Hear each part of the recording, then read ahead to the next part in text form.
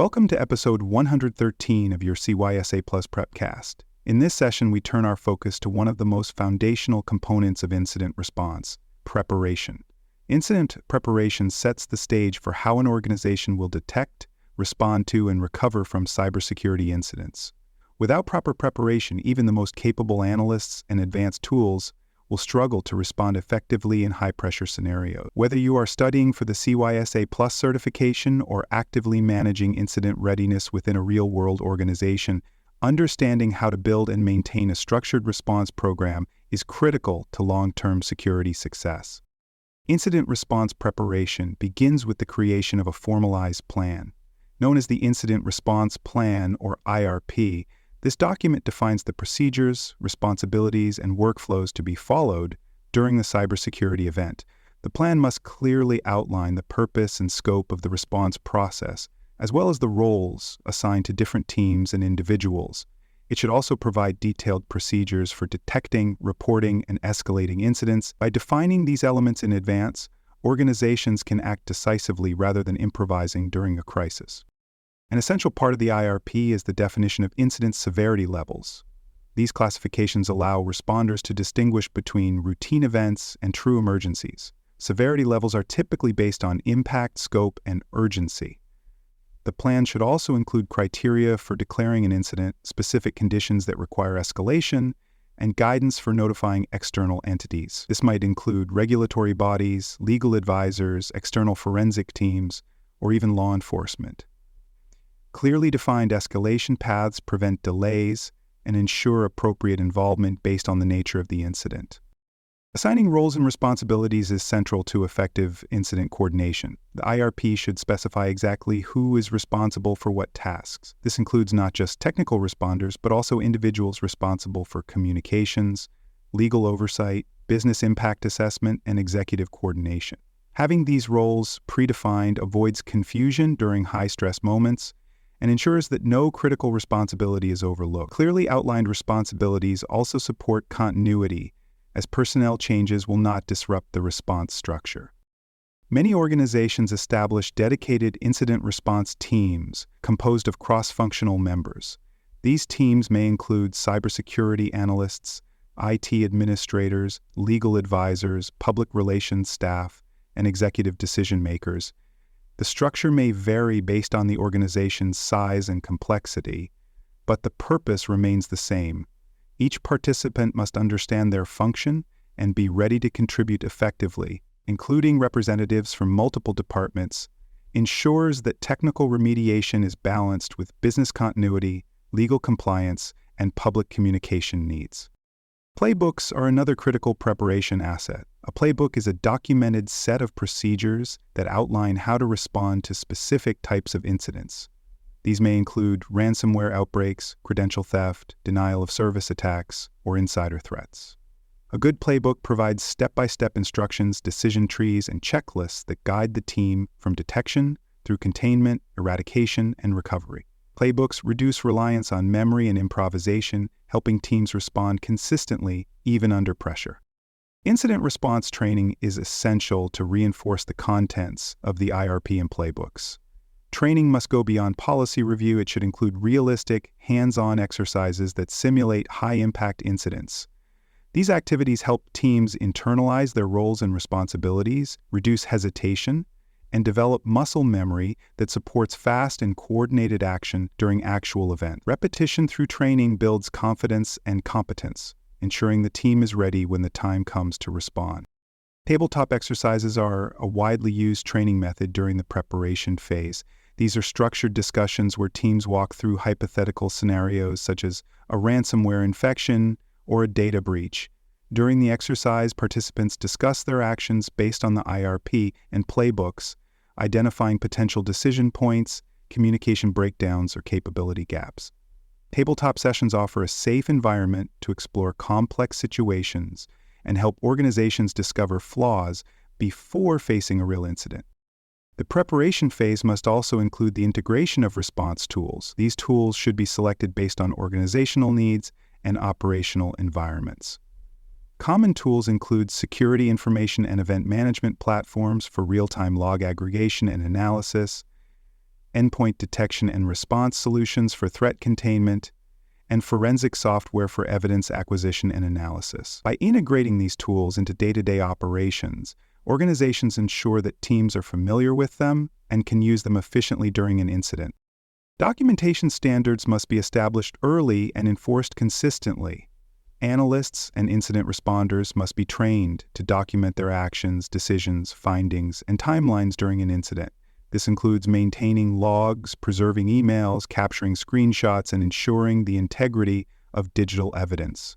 Having standardized documentation practices supports forensic accuracy, regulatory compliance, and post-incident review. It also ensures that lessons can be learned and applied after the incident is resolved. Maintaining a current and accessible contact list is another critical preparation task. This list should include all key stakeholders both within and outside the organization. Internal contacts may include members of the incident response team, executive leadership, legal counsel, and IT operations. External contacts may include managed security providers, third-party forensics consultants, law enforcement, regulatory agencies, and communication vendors. The list must be updated regularly and reviewed for completeness to ensure that no delay occurs during coordination. For more cyber-related content and books, please check out cyberauthor.me. Also, there are more security courses on cybersecurity and more at baremetalcyber.com. Maintaining readiness over time requires continuous refinement of the incident response plan. Organizations must regularly review and update their IRP to reflect changes in their technical environment, evolving cyber threats, and lessons learned from previous incidents or training exercises.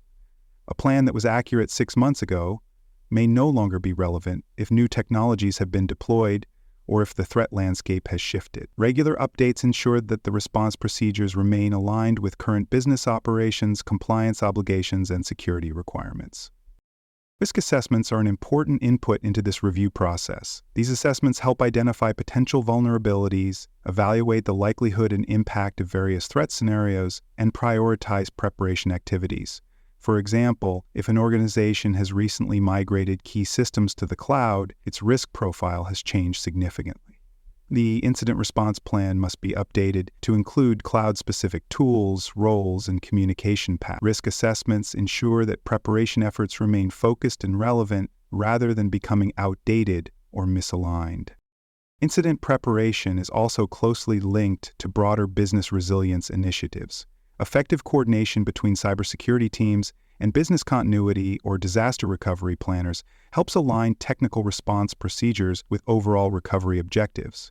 While incident response focuses on containing and eradicating threats, business continuity ensures that operations continue despite disruption. Aligning these efforts avoids duplication, clarifies roles during crisis scenarios, and ensures seamless transitions between phases of response and recovery.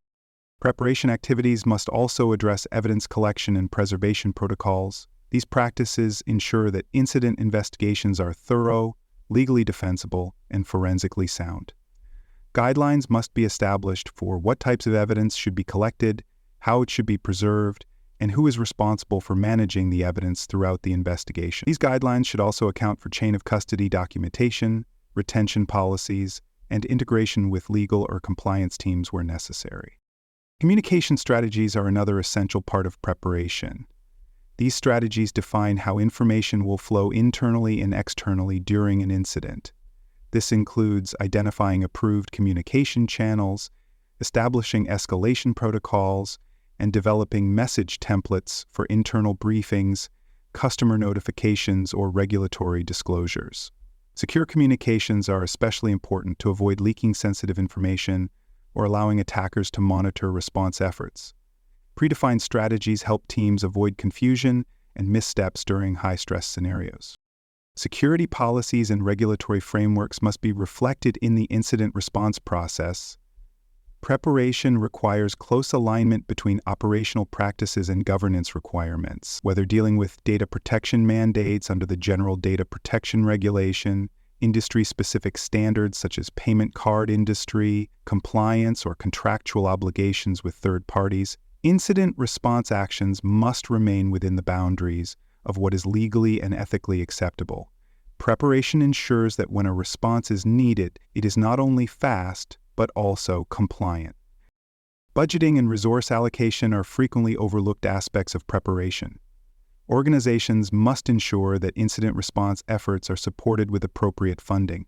This includes not only purchasing tools and software, but also providing staff training, hiring additional personnel, and maintaining subscriptions to external intelligence or response services. Inadequate resourcing can result in slower response times, higher impact incidents, or failed remediation efforts.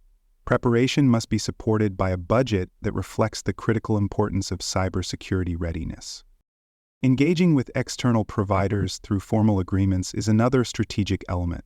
Organizations often require assistance from outside consultants, forensics firms, or managed security service providers during large-scale incidents. These relationships should be defined in advance through memoranda of understanding or service-level agreements.